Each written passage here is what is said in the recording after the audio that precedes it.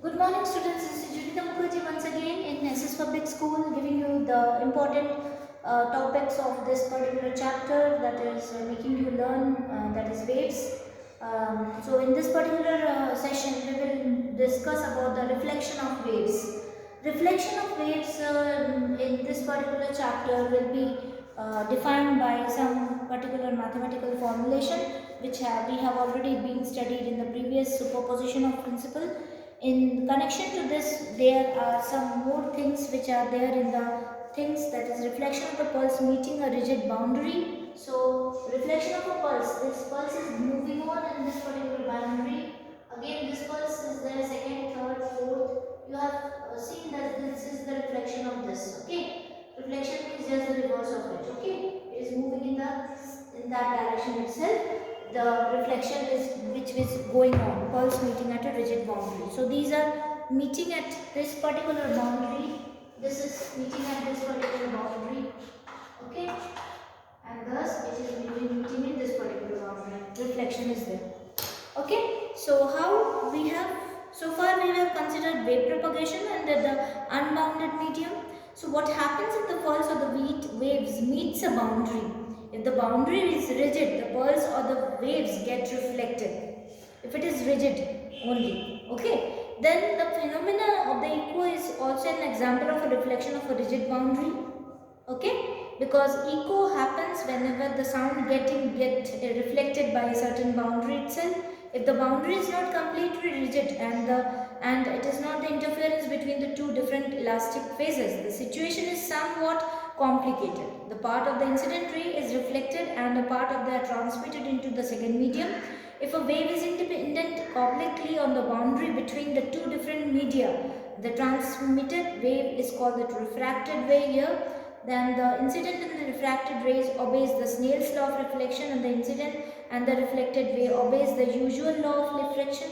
Okay, so figure shows the pulse traveling along a stretched string and being reflected by the boundary.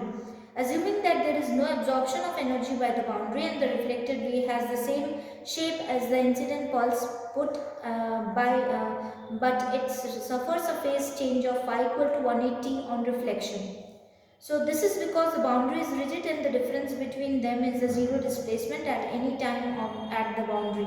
By the principle of superposition, this is possible only if the reflection and the reflected and the incident wave differ by a phase of phi, so that the resultant displacement is zero. This reasoning is based on boundary condition as on a rigid wall. We can arrive at the same conclusion dynamically also. As the pulse arrives at the wall, it exerts a force on the wall. By Newton's third law, the walls exerted an equal and opposite force on the string, generated a reflected pulse that differs by a phase of phi.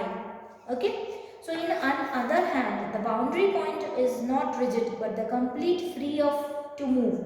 Such case is a string tied to a freely moving ring of a rod. The reflected pulse has the same phase and the amplitude, assuming no energy dissipation of the incident pulse. The net maximum displacement of the boundary in there is twice the amplitude of the each pulse. An example of non-rigid boundary is open and end of an organ pipe. So to summarize, a travelling wave of pulse refers as phase change of phi and reflected at a rigid boundary, and no phase change on the reflection of an open boundary. So put this mathematically, the inclined plane, the incident travelling wave is given by y2 is equals to xt a sine kx minus omega t, which is travelling. Okay, so inclined plane which is travelling here, and we have an amplitude of y2 is equals to, yr, that is rigid boundary, reflected wave will be yr xt a sine kx minus omega t plus phi, because we have a this difference of phi here. Okay, so this will be phi, so it is equal to minus a sine kx minus omega t. So at open boundary and the reflected boundary is given by this particular value, that is yr xt a sine kx minus omega t, which is the third equation we have taken. Clearly at the rigid boundary, y will be equal to y2 plus yr will be equal to 0 itself.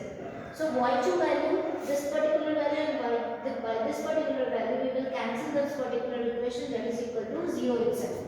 So it is known now with the reflection of the wave that is it is varying in a certain direction with a rigid boundary here, and it is also have the rigid boundary something it is traveling to. So this will be the perfect reflection of this one. Okay, this particular wave will be the perfect reflection of this one. Similarly, these will also have the perfect reflection.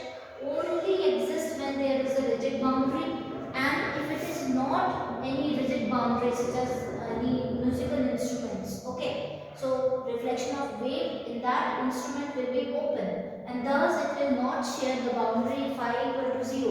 It will not take the value phi. Okay. So in that case, there will be no equation forming by these two values. But in this particular case, we are forming the value here as YR here, rigid boundary, and Y2 is the mathematical expression we have taken here. So from these two, we are arriving at this equation equal to 0 here. So it will be reflected here at all the time. It will be the rigid boundary, it will always equal to 0. Standing wave and normal modes. Standing waves and normal modes, this particular topic is interesting one, and we need to start this one. In this particular topic, we need to omit this particular topic, fundamental mode, and the harmonics we need to cancel from this particular topic. So I will be telling you about the antinodes, nodes, normal modes of the oscillations till this particular value v equal to nv upon 2l, because after this particular thing there is odd harmonics, resonance, which are not connected with this, and fundamental modes and first harmonic, these are not very necessary for this particular topic to be over. So fundamental of the first harmonic, third harmonic, fourth harmonic, it is not necessary. Okay, so we will be moving towards the standing wave and normal mode. So thank you students for this class.